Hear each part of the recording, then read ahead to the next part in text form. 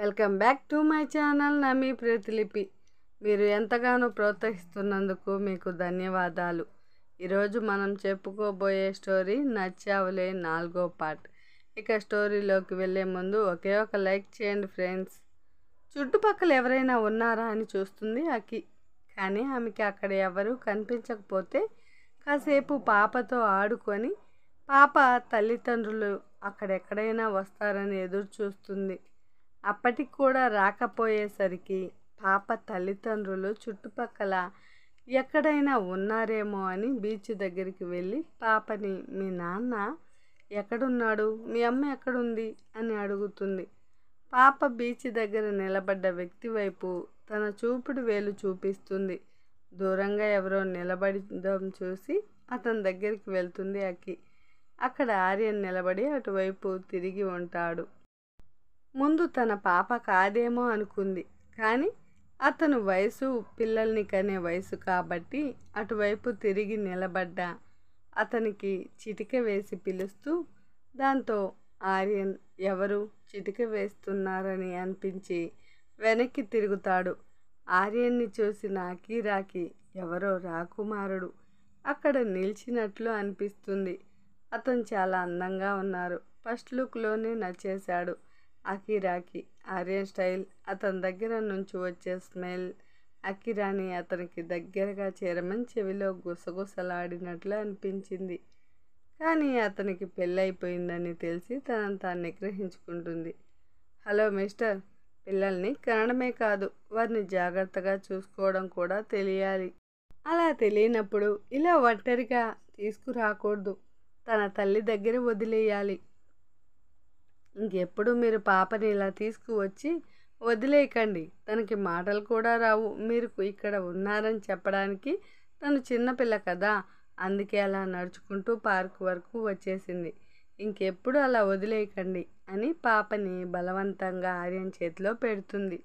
ఆమె ఎవరి గురించి మాట్లాడుతుందో అర్థం కాక అకీని పాపని మార్చి మార్చి చూస్తూ ఉంటాడు ఆర్యన్.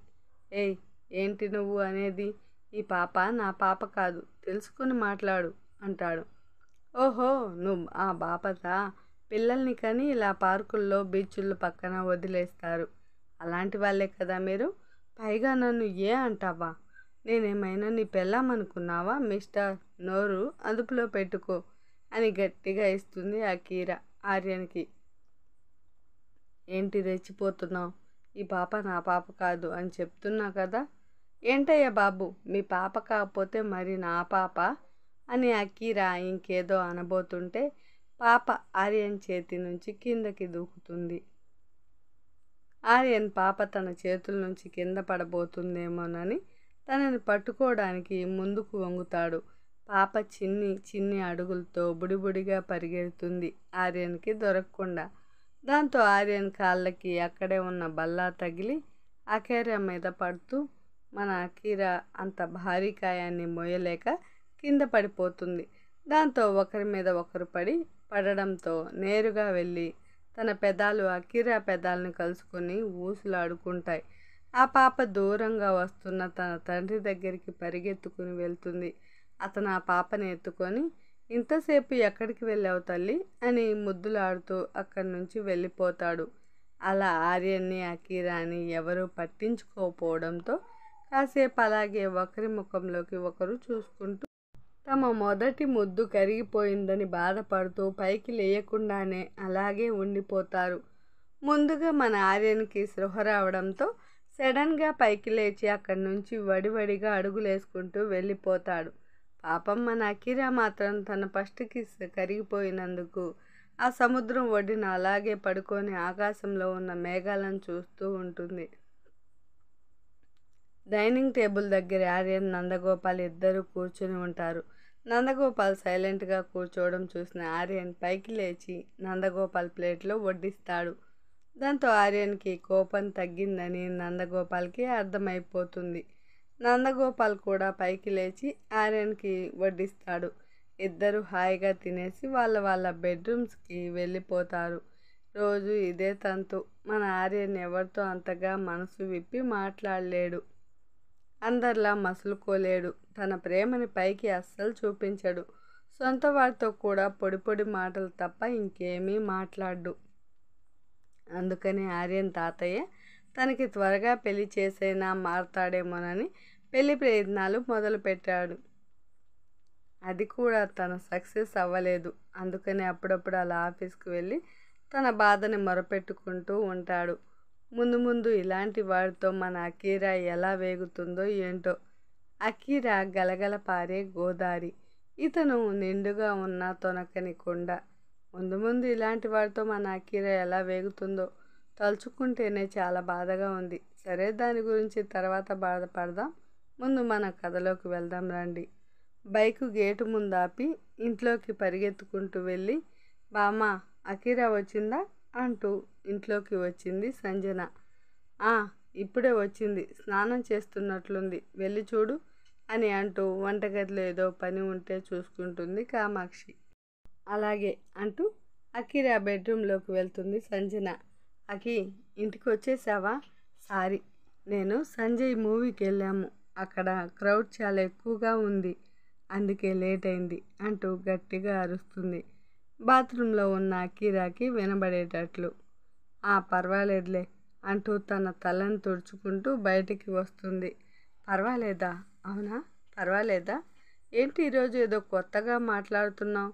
రోజు నేను లేటుగా వస్తే చెడామడా తిట్టేదనివి కదే అని అడుగుతుంది సంజన. దాని గురించి నేను తర్వాత చెప్తా.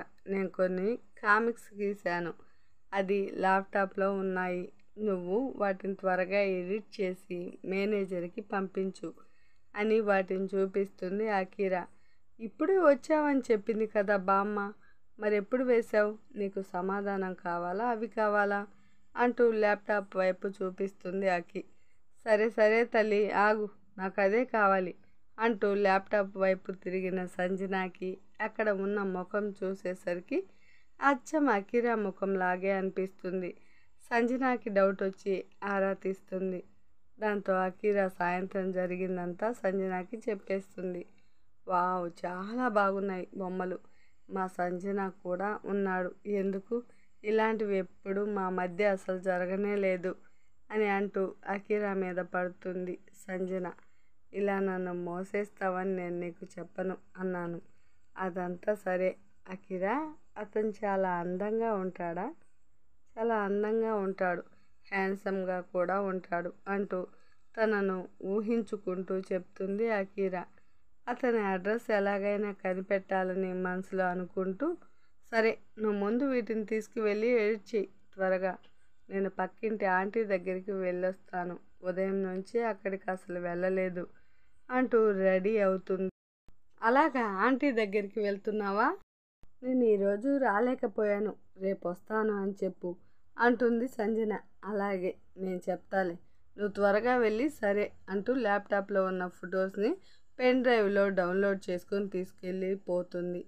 అకీరా రెడీ అయి బామ్మతో చెప్పి పక్కింటికి వెళ్తుంది. పక్కింటి ఆంటీ గురించి మీ అందరితో చెప్పాలి కదా, చెప్తాను వినండి. అకీరా చిన్నప్పటి నుంచి ఆమె ఆ ఇంట్లో ఉంటుంది. అకీరాని చిన్నప్పటి నుంచి ఆమె కూడా బాగా చూస్తుంది. ఆమె ఒక కాలేజీలో ప్రొఫెసర్గా పనిచేస్తుంది. ఆమె పేరు మాధవి. మాధవి అకీరాని చాలా బాగా చూసుకుంటుంది. మాధవి కూడా అంతే, తన దగ్గర ఏదీ దాచదు. అకీరాకి దొరికినప్పుడల్లా మాధవి దగ్గరికి వెళ్ళి కూర్చుంటుంది. మాధవి కూడా అంతే, అకీ తన దగ్గరికి వెళ్ళిపోతే ఏదీ తోచదు. ఒక్కోసారి మాధవిని చూస్తుంటే అకీరాకి అజ్ఞాతంలో ఉన్న సీతలా కనిపిస్తుంది. మరొకసారి శోకవనంలో కూర్చున్న సీతాదేవిలా ఉంటుంది. కానీ అవన్నీ అడగదు మన అకీరా. ఆమెకి ఇష్టమైనప్పుడు ఆమె చెప్తుంది అని వదిలేస్తుంది. మల్లెపూలని మాల కడుతూ గుమ్మంలో కూర్చుని ఉంది మాధవి. అకీరా వెళ్ళేసరికి అకీరా చెంగు చెంగున ఎగురుకుంటూ మాధవి పక్కన వెళ్ళి కూర్చుంది. ఏంటకీరా, ఈరోజేదో కొత్తగా కనిపిస్తున్నావు అంటుంది మాధవి. కనిపెట్టేశారా? మీకెలా అంటే ఇవన్నీ తెలిసిపోతాయి అని ఆశ్చర్యంగా అడిగింది. అదంతే అకి, కొన్ని జీవితం నేర్పిన పాఠాలు, మరికొన్ని స్వయంగా అనుభవపూర్వకంగా నేర్చుకున్నవి. నేను కూడా మొదటిసారి ప్రేమలో పడ్డప్పుడు నా ముఖం ఇలాగే ఉందట మా హస్బెండ్ చెప్పేవారు. అవునా, మొన్న వచ్చిందాంటీ ఆన అవును, తనే నా చిన్ననాటి స్నేహితురాలు. అందరూ నన్ను వదిలి తనొక్కతే నన్ను వదలలేదు. సరే అయితే, మీరే చెప్పారు కదా నేను ప్రేమించినప్పుడు అని. మరి మీ ప్రేమ ఎలా సాగిందో నాకు చెప్పండి ఆంటీ అని అడిగింది అకీరా. అకీరా అలా అడిగేసరికి తన చేతిలో ఉన్న పూల చేజారి ప్లేట్లో పడిపోయింది. అది గమనించి అకీరా, ఆంటీ నీకో విషయం తెలుసా? అతను ఎంత అందంగా ఉన్నాడో తెలుసా? అతన్ని చూడగానే నాకు అర్థమైపోయింది అతను చాలా మంచివాడని. కానీ నేను అప్పుడే స్పృహ లేకుండా పడిపోయి అతన్ని మిస్ చేసుకున్నాను అని బాధపడుతుంది. బాధపడక అకీరా, రాసిపెట్టి ఉంటే అతను నువ్వెక్కడున్నా నిన్ను వెతుక్కుంటూ వస్తాడు అంటూ అల్లిన మాలని అకీరా జడలో తురుముతుంది. అయితే అతను నన్ను వెతుక్కుంటూ వస్తాడంటావా ఆంటీ అని తన్మయత్వంలో అడుగుతుంది అకీరా. ఇంకా చాలా ఉందండి. ఈ స్టోరీ మీకు నచ్చినట్లయితే ఒక లైక్ చేయండి. అలాగే మునుముందు రాబోయే స్టోరీస్ కోసం నన్ను సబ్స్క్రైబ్ చేసుకోండి.